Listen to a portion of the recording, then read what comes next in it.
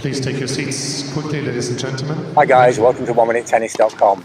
In today's session, I want to talk to you about the forehand, and I want to talk to you about how with perfect rotation, you'll almost certainly be able to add way more power to your forehand almost straight away.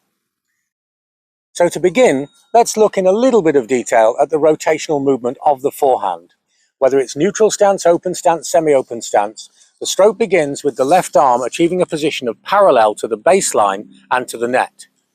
And it does this, and the racket is taken back with nothing dropping below the line of that arm.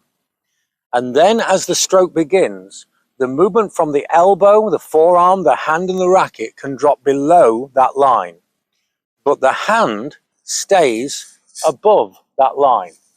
So there's the line, the racket, hand and elbow can drop below, but everything else stays above the line.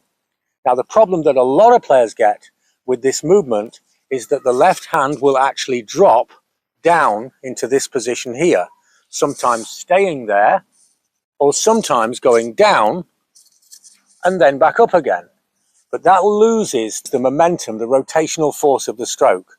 But here's a really great way of keeping that perfect shape in your forehand and adding speed and power to the stroke. So I've now taken a resistance band and I've wrapped it around my wrist like this.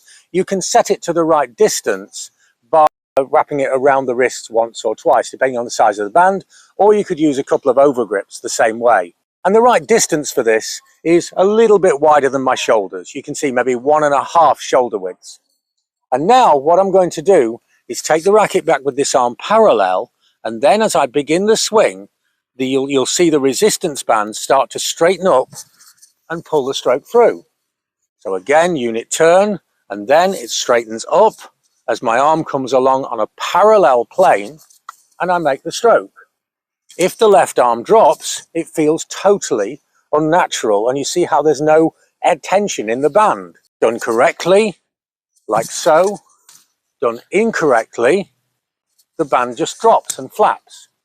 So use this to get the feel of that motion, and then we remove the resistance band, and we then make the correct motion without the existence of the band. Make sure that the only thing that's dropping below the line of this arm is the forearm, hand and racket of the right arm, of the racket arm. And you'll get a much smoother and much more precise transfer of energy in your forehand. This is an easy way of getting perfect form, and it really will make a difference to your forehand almost immediately. I hope this makes sense. I'd love to know how it works for you or the players that you coach. It really is a very effective tool to get what is a complicated motion absolutely perfect very quickly. If you like this idea and want more help with your game, then have a look at our website or email us for our online coaching service. We're providing help for players of all ages, all levels and all over the world with a unique combination of video analysis and then personalized lessons such as this, tailor-made for your game. Or if you want to practice your tennis more, have a look at our partners playyourcourt.com. They'll find players of your level in your area to practice with, or send tennis coaches to your local courts. It's a great service, it's inexpensive, and there's a discount off their membership if you click the link in the comment section below. Thanks for watching. See you next time for more unique tennis lessons that really work.